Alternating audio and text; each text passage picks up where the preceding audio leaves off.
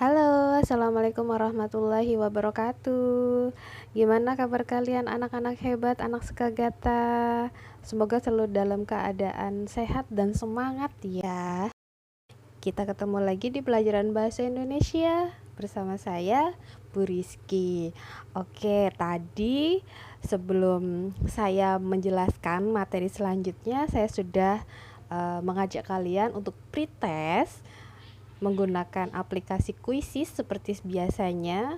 Saya pengen tahu seberapa pengetahuan kalian tentang bab yang akan kita pelajari. Jadi saya ingin menstimulus kalian dulu sebelum saya menjelaskan materi bab 2. Dan hasilnya gimana? Bagus enggak? Banyak yang beralasan masih jelek, Bu. Soalnya belum dijelasin gitu kan. Yang nilainya tadi masih di bawah KKM, nggak usah kecewa, nggak apa-apa, namanya juga pretest kan. Nah, sekarang saya akan menjelaskan secara lebih detail tentang apa itu teks eksposisi, gitu kan. Nah, kita sekarang masuk ke bab 2, yaitu teks eksposisi. Setelah kemarin kita sudah membahas bab 1 tentang teks LHO. Apa itu LHO? Laporan hasil observasi. Masih ingat nggak pengertiannya? Kalau teks LHO sendiri kan kemarin pengertiannya teks yang memberikan informasi secara umum tentang sesuatu berdasarkan fakta dari hasil pengamatan secara langsung. LHO itu selalu bersifat objektif. Nah, bedanya apa dengan teks eksposisi? Sekarang kalian harus simak biar kalian paham betul apa itu teks eksposisi. Sebelum saya menjelaskan tentang apa itu teks eksposisi, cirinya, tujuannya, kemudian strukturnya, kita pahami dulu yuk tujuan pembelajaran kita pada bab 2 ini itu untuk apa. Jadi di sini ada KD, 2 KD yang harus kalian capai. Yang pertama, 3.2 yaitu menganalisis struktur dan kebahasaan teks eksposisi, dan KD yang kedua, KD 4.2, siswa dapat mengonstruksi teks eksposisi dengan memperhatikan isi berkaitan dengan permasalahan, argumen, pengetahuan, dan rekomendasi serta struktur dan kebahasaannya. Jadi 2 KD ini harus kalian capai. Setelah mengetahui tujuan pembelajarannya, kira-kira apa saja yang akan kita bahas?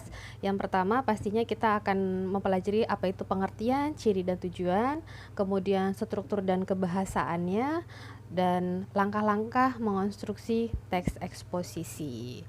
Tapi hari ini kita hanya fokus ke yang pertama, kalian harus paham dulu tentang pengertian teks eksposisi. Teks eksposisi berbeda ya dengan kurikulum lama, bahwa di kurikulum 2013 ini pengertian teks eksposisi adalah karangan yang menyampaikan argumentasi dengan tujuan untuk meyakinkan orang lain, baik berupa fakta, contoh gagasan, pendapat para ahli. Jadi walaupun teks eksposisi ini berupa argumentasi, tapi argumentasinya ini harus sesuai dengan data-data yang ada, harus sesuai dengan fakta. Kita memberikan alasan gimana caranya biar pembaca itu mempercayai apa yang sudah kita katakan atau kita bahas dalam sebuah tulisan. Kalau dulu pengertian dari teks eksposisi kan hanya memaparkan suatu pokok permasalahan yang tujuannya hanya untuk menambah wawasan pembaca. Kalau yang sekarang kurikulum terbaru itu berbeda. Teks eksposisi itu berisi tentang argumentasi atau pendapat penulis, tapi tidak asal berpendapat. Isinya harus sesuai dengan data-data yang ada. Gimana caranya biar pembaca itu percaya dengan tulisan kita? Oke, mudah ya. Semoga kalian paham tentang pengertian teks eksposisi ini. Lanjut, kita bahas tentang ciri-ciri teks eksposisi. Kira-kira apa saja ciri-cirinya? Seperti halnya teks yang lain, teks eksposisi juga memiliki beberapa ciri. Antara lain yang pertama, singkat dan padat. Nggak usah bertele-tele deh kalau kita mau menginformasikan sesuatu gitu kan. Itu akan lebih menarik perhatian pembaca sih menurut saya. Jadi langsung to the point aja. Yang kedua, itu berisi tanggapan. Kita akan mempengaruhi pembaca, tapi tidak yang seperti teks iklan untuk membeli sesuatu, enggak. Lebih mempengaruhi pembaca bahwasanya, oh saya percaya nih dengan si penulis, dia memberikan argumen sangat logis atau sesuai dengan data-data yang ada. tanggapannya itu bisa masuk kok ke logika saya gitu. Kemudian yang ketiga ciri-cirinya yaitu bahwa teks eksposisi itu tujuannya adalah memberikan informasi kepada pembaca, yang diharapkan bahwa pembaca setelah membaca teks eksposisi yang sudah dibuat adalah bertambahnya wawasan atau ilmu pengetahuan. Jadi ciri yang ketiga ini cukup memberikan informasi pengetahuan. Ciri yang keempat sekarang, ciri yang keempat terdapat data atau fakta. Sudah saya jelaskan tadi ya, walaupun ini isinya argumen si penulis, tetapi harus sesuai data dan fakta yang ada. Alasannya harus logis atau masuk akal. Ciri yang kelima itu bisa menjawab karena ini teks berita ya, memberikan informasi harus memenuhi syarat. Syarat yang bagaimana? Bahwa dalam teks ini bisa menjawab adiksimba. Apa sih itu adiksimba? Apa yang sedang dibahas, di mana kejadiannya, kapan, siapa, mengapa, bagaimana.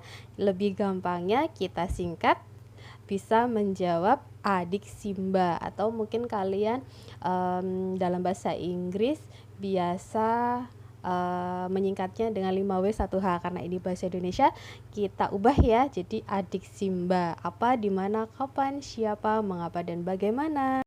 Oke, pengertian sudah, ciri-ciri sudah, sekarang lanjut ke tujuan teks eksposisi.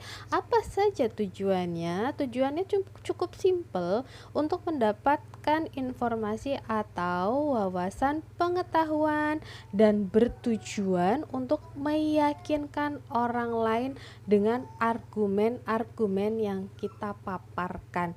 Maka saya ingatkan kembali bahwa ketika kita membuat teks eksposisi, berikan alasan yang sesuai dengan fakta-fakta, yang sesuai dengan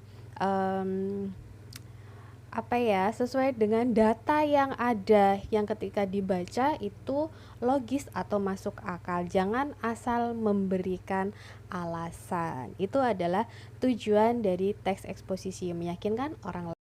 Lanjut, kita bahas tentang struktur teks eksposisi. Tiap teks pasti dia punya strukturnya kan. Nah, teks eksposisi sendiri mempunyai 3 struktur. Yang pertama, pernyataan pendapat atau sering disebut dengan tesis. Apa itu? Ini biasanya berada di awal paragraf, kemudian dia berisi pengenalan isu, atau kita menjelaskan secara umum dulu apa sih isu yang akan kita bahas, isu apa sih kira-kira yang menarik perhatian pembaca sampai akhirnya kita menulis isu tersebut. Oke. Struktur yang kedua, argumentasi. Jadi setelah topik diangkat melalui opini atau isu tadi, bagian selanjutnya ialah bagaimana opini tersebut didukung dengan argumentasi berdasarkan data dan fakta yang kuat serta sistematis. Semakin ilmiah data yang diberikan dan dengan penjelasan yang runtun, semakin baik kualitas dari tulisan. Karena itu bagian ini pada umumnya lebih dari 1 paragraf. Sebab selain data dan fakta, beberapa jenis teks eksposisi memberikan penyajian contoh beserta alasan agar pembacanya itu lebih yakin. Ini struktur yang paling panjang itu di bagian argumentasi. Struktur yang ketiga terakhir adalah rekomendasi atau penegasan ulang. Bagian ini berada pada paragraf akhir, namanya juga kan kesimpulan ya, atau biasa disebut dengan kesimpulan penutup gitu. Isinya apa? Menegaskan kembali semua argumen atau fakta yang sudah dihadirkan pada struktur sebelumnya. Lanjut tentang kebahasaan teks eksposisi. Nah, ini saya hanya menjelaskan secara general saja ya, secara umum saja. Kita akan bahas secara detailnya di pertemuan selanjutnya. Kebahasaan teks eksposisi kira-kira ada apa aja? Ada konjungsi temporal, ingat enggak? Sudah dijelasin loh ini. Kemudian ada kata teknis, kata persuasif, kata perujukan, konjungsi kausalitas, dan kata kerja mental. Ini akan kita bahas nanti secara lebih detail di pertemuan selanjutnya. Lanjut, kalian nantinya pasti akan memproduksi, saya minta untuk memproduksi teks eksposisi. Kira-kira langkah-langkahnya apa saja untuk menulis teks eksposisi? Yang pertama, pastinya kalian harus menentukan topik dulu atau isunya kalian akan mengangkat tentang apa. Yang kedua, mengumpulkan bahan. Yang ketiga, menyusun kerangka. Dan yang terakhir, mengembangkan tulisan menjadi sebuah teks eksposisi. Oke, karena nantinya kalian akan menemukan banyak mana fakta, mana opini, maka bonus tambahannya saya akan menjelaskan tentang pengertian fakta dan opini. Kalian harus benar-benar bisa membedakan ya.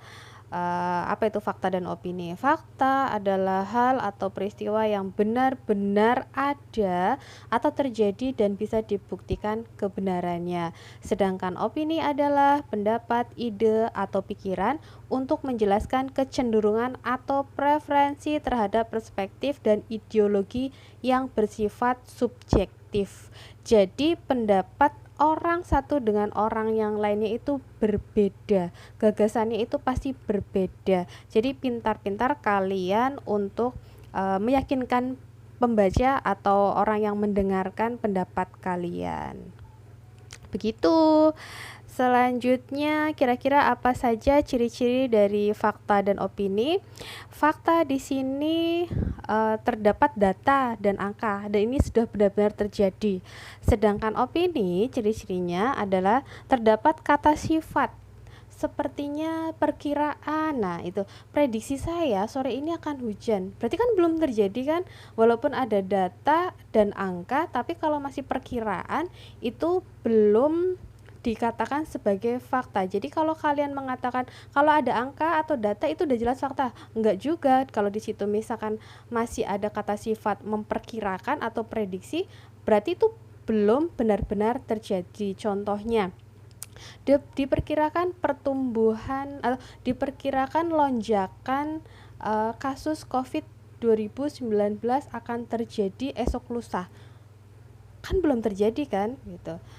Jadi kalian harus lebih detail lagi lihatnya dan memahaminya agar benar-benar bisa membedakan apakah ini fakta atau opini.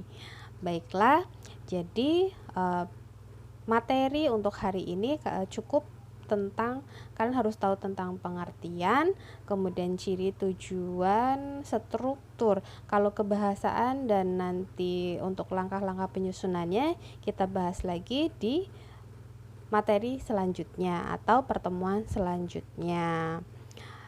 Gimana? Kira-kira sudah paham atau belum tentang penjelasan saya? Tentang apa itu teks eksposisi, apa tujuan kita membuat teks eksposisi, bagaimana cara membuatnya. Itu nanti detail di pertemuan selanjutnya ya untuk langkah-langkah pembuatannya. Oke, sudah di akhir. Saya minta kalian untuk menuliskan di kolom komentar kira-kira apa yang masih belum kalian pahami tentang teks eksposisi. Sudah paham atau belum? Ada yang mau tanyakan lagi atau ingin dijelaskan lagi di bagian mana? Untuk tugas hari ini sekalian coba cek di grup dan di GC, ikuti instruksinya. Terima kasih sudah menyimak penjelasan saya. Semoga bermanfaat dan kita akhiri pembelajaran pada hari ini dengan membaca hamdalah bersama-sama. Alhamdulillahirabbil alamin. Saya akhiri. Assalamualaikum warahmatullahi wabarakatuh.